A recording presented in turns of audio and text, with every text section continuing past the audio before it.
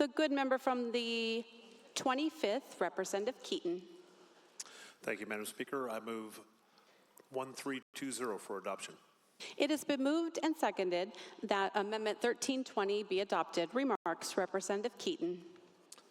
Thank you, Madam Speaker. May I read from the intent section? Please proceed.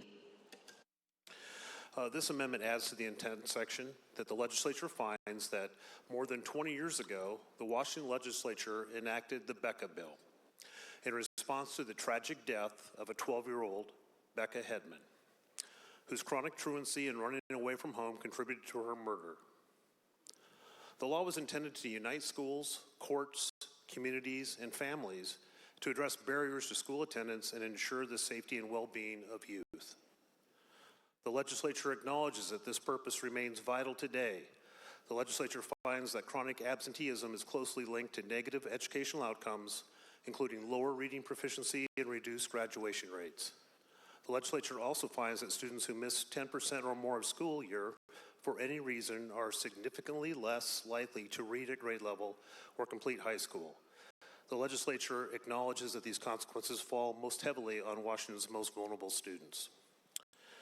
It goes on to say that our truancy rates have continued to go up even though we've had this, and because we've actually not pushed the truancy petitions the way we should be. And matter of fact, with a rate estimated to be 9.6% of that would qualify for a truancy petition, only 5.4% of school districts are putting that out there. I mean, this is a massive failure on our school districts not to report and follow the process properly. We're talking about saving kids' lives, and that's the whole reason we ran the Becca Bill and the legislature put it together years and years ago.